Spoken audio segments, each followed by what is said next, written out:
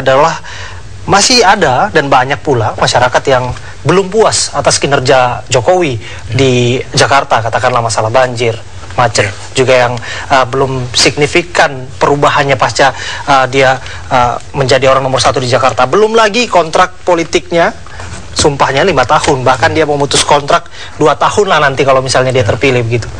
Ya, setelah 14 Maret 2014 Jokowi dapat mandat dari Bu Mega sebagai capres itu, saya prediksi saya akan ada 3 paling tidak yang satu sisi bisa menjadi strategi bagi kompetitor Jokowi untuk menyerang Jokowi, atau dengan kata lain yang harus Jokowi jawab. Jokowi dan PDIP jawab. Satu, soal kinerja pasti. Kinerja sebagai gubernur DKI itu pasti harus tuntas, harus disampaikan kepada publik, dan paling tidak harus ada data-data yang jelas, apa capaian, apa janjinya, dan ya mengukur agar tali mandat dari rakyat itu sebelum diputuskan katakanlah itu harus tuntas juga, harus disampaikan. Jadi misalnya ini capaian ketika dibandingkan dengan gubernur sebelumnya. Apa sih bedanya? Apakah lebih baik atau tidak, dan seterusnya. Bagaimana menyelesaikan urusan banjir. Tentu tingkat kepuasan masyarakat Jakarta katakanlah akan beriringan dengan nantinya pilihan politik mereka. Untuk hal ini Anda melihat seperti apa? Iya, politik itu kan persepsi. Persepsi itu kan sangat dikonstruksi oleh banyak macam hal, termasuknya opini. Opini dikonstruksi dari berbagai macam hal juga.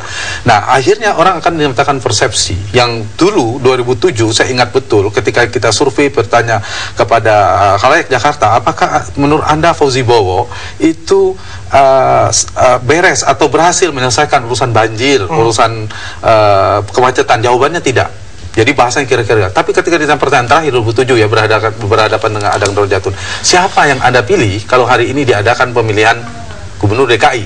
Mayoritas memilih Fauzi Bowo.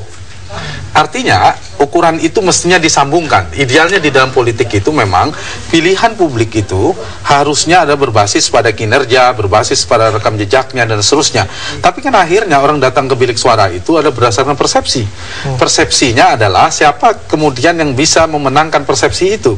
Kalau persepsi publik mengatakan Jokowi tidak gagal, saya mengganti kata berhasil ya, tidak gagal memimpin DKI, maka itu tidak berbahaya bagi dirinya dalam pencapresan. Yang kedua, kalau persepsi publik berkembang bahwa dia dinyatakan ternyata gagal karena tidak menyelesaikan ini tergantung putaran opini ya. Kemudian dia dibilang dengan data-data, tentu semua berperang, kemudian dikatakan dia gagal. Juga ada 2 kemungkinan. Kalau itu memiliki efek resonansi yang kuat ke se-Indonesia, itu akan berpengaruh ke Jokowi. Tapi kalau efek resonansinya hanya di ibu kota, misalnya tidak ke daerah lain, juga tidak akan signifikan pengaruh itu. Jadi tergantung pada hal itu ya. Yang penting menurut saya adalah Jokowi harus menunjukkan, menyampaikan kepada publik bahwa dia menjalankan amanahnya sebagai gubernur DKI relatif berhasil. Sebaliknya, lawan politiknya juga silakan mengeluarkan data. Nanti publiknya akan menjadi, ini kan politik elektoral secara langsung ya, yang menjadi juri. Yang kedua, Jokowi akan ditanya dalam beberapa hari ini menurut saya adalah konsep dia tentang Indonesia. Tadinya dia mengatakan, misalnya, ya karena dia belum jadi capres kan, mulai hari ini harus sudah mulai.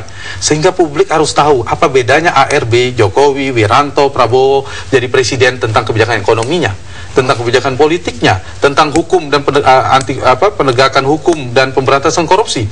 Jadi orang tahu, nggak bisa kita dengan hanya persepsi semuanya ya. Itu yang harus kita kita dorong mereka untuk bicara. Dan satu lagi ya, tadi soal dengan Gerindra, soal ditagih komitmennya, persoalan batu tulis. Jadi 3 hal itu yang akan saya baca sangat mungkin berpengaruh pada Jokowi. Tapi tidak hanya Jokowi ya, figur yang lain yang muncul juga akan ditanya. Prabowo juga akan ditanya. Rekam jejaknya seperti apa? Jokowi rekam jejaknya seperti apa? ARB seperti apa? Wiranto seperti apa? Berbicara masalah figur pula, berbicara masalah Jokowi, lawan tanding Jokowi ini juga sedang diseleksi di konvensi Partai Demokrat. Namun ya dalam beberapa hasil survei bahwa dalam 3 besar pun mereka tidak mampu masuk begitu Partai Demokrat ini. Anda melihat seperti apa konstelasi di konvensi Partai Demokrat? Demokrat yang saya tangkapkan salah satu indikator parameter untuk menentukan siapa pemenang konvensi adalah survei kan, gitu kira-kira. Nah, ada persyarat itu satu sisi. Di sisi yang lain kita ingat betul bahwa ada persyaratan 20% bagi partai politik yang bisa mengusung nama cawapres sendiri. Ya, dua hal ya. Ya, ambang batas presidensial thresholdnya begitu. Nah, kalau misalnya Demokrat mencapai suara 20%, maka aturan itu menurut saya berlaku. Tidak ada pilihan bagi ketua majelis tinggi kecuali harus karena sesuai komitmen ke publik ya, harus menentukan. Kalau Dahlan Iskan misalnya yang tertinggi, kalau misalnya Pramono Edi atau siapa yang tertinggi, maka harus diusung oleh Demokrat. Tetapi nah ini yang sangat mungkin terjadi yang kedua ini. Demokrat tidak mencapai 20%, berarti kan Demokrat harus berkoalisi. Ketika Demokrat berkoalisi, entah dengan Golkar, entah dengan Jokowi, entah siapa, hasil komunikasinya kan nanti majelis tinggi tinggal bilang. Meskipun hasil surveinya yang menang siapa, Dahlan Iskan, kedua siapa, tapi ternyata Jokowi atau ARB maunya Pramono Edi.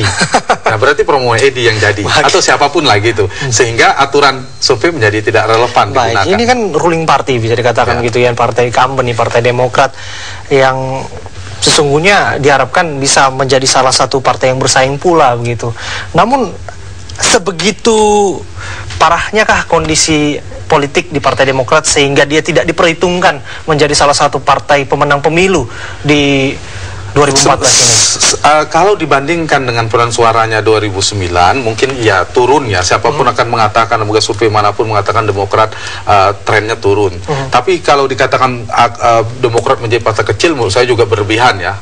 Demokrat masih berpeluang mendapat nomor 3 atau 4 sebenarnya. Antara Gerindra, Demokrat itu sangat mungkin untuk mendapatkan 3. Jadi Demokrat masih punya peluang lah antara di atas 8% mungkin ya, kita nggak tahu perkembangan sampai dengan pemilu, mungkin bisa dapat 2 digit dan seterusnya. Berarti masih punya posisi tawar bagi Demokrat. Satu, dia membentuk poros koalisi bergabung dengan partai lain, sangat mungkin diperhitungkan sebenarnya. Atau yang kedua, memang mengambil posisi cawapres bagi salah satu peserta konvensi ini, menjadi cawapres di antara 3 nama yang saya sebutkan tadi, Prabowo, Jokowi, atau satu lagi tadi ARB. Nah, salah satu menjadi cawapres, salah satu maju menjadi capres sendiri, ada peluang. Saya kira 2 itu bagi Demokrat. Jadi Demokrat menurut saya masih memiliki pengaruh dalam menentukan pertarungan politik, meskipun tidak sekuat 3. 2014 ini bukan tahunnya Demokrat, mengingat bahwa lumut dari korupsi itu sangat melekat dengan tahun puncaknya sudah di 2009. Banyaknya ya kisru politik yang sampai terkuak ke publik. Demokrat itu puncaknya di 2009 ya. Jadi sama, saya pernah menulis di RN Kompas, menulis titik balik Demokrat soal 4 macam tadi. Dan itu juga bagian dari hukum alam ya, tidak mungkin naik terus ya, kadang turun ada naik. Nah PDIP sekarang titik baliknya adalah melompat agak naik gitu. Dari 14 dia akan naik kemungkinan besar. Golkar mungkin akan stabil. Kira-kira gitu kalau kita baca-baca data. Tapi tergantung perkembangan Jokowi, bisa terancam turun juga Golkar. Lalu Demokrat itu turun trennya, termasuk Pak Pramono Edi tadi kan, beliau mengatakan hanya berani mentargetkan 15%. Demokrat bisa dapat 15%, menurut saya prestasi luar biasa dalam menghadapi turbulensi politik yang sangat berat ini. Artinya apa? Demokrat mengalami penurunan itu sangat besar kemungkinannya. Tapi Demokrat masih bisa bermain dalam mempengaruhi peta politik pilpres ya menurut saya. Terakhir ini Mas Hanta, sedikit saja apa yang harus diantisipasi oleh para peserta pemilu ini, partai yang saat ini melakukan kampanye? Apa saja yang kemungkinan mereka harus hindari supaya tidak melanggar aturan dan juga tetap dalam koridor yang baik? Iya, harus hati-hati saya pikir, karena membangun opini positif butuh waktu.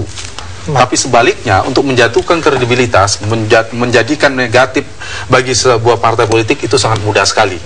Dengan satu kasus saja, misalnya salah satu, misalnya ketua umum partainya, misalnya beberapa partai ya, itu bisa menjatuhkan partai. Nah, kalau kita baca apa sih yang dibutuhkan oleh publik adalah partai yang dekat, yang peduli dengan rakyat. Nah, itu yang harus dijaga. Nomor 2 harus yang bersih dan anti korupsi. Jadi partai menurut saya perbanyak saja kalau strategi udara. Di strategi udara ada memperbaiki persepsinya, persepsi publik. Dia ingin dikenal sebagai partai apa, tapi sejalan dengan keinginan publik. Jadi tidak sekedar mengatakan perubahan, bahwa betul publik butuh perubahan, tapi dia harus berusaha menunjukkan persepsi publik, dia terasosiasi kuat bagian dari perubahan itu, partai perubahan, kalau dia figur ikon perubahan dan seterusnya. Lalu strategi daratnya harus sering-sering beri sentuhan-sentuhan ke masyarakat melalui para calegnya, melalui para pengurus partainya. Datang saja, sering-sering datang ke masyarakat, dan publik itu kan berpikir insentif.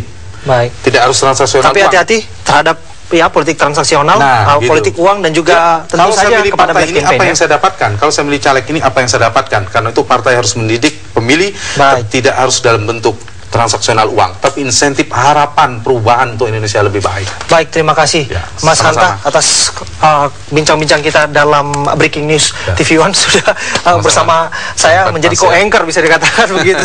Sudah berjam-jam. Masa kampanye adalah masa di mana para partai itu berpesona. Tentu saja nanti yang beruntung tukang sablon. Dan pemirsa, informasi ini sekaligus mengakhiri jumpa kita di Breaking News TV One. Saksikan terus TV One pemirsa, sebagai TV Pemilu, kami kabarkan, Anda yang putuskan. Saya Abraham Silaban, terima kasih. Sampai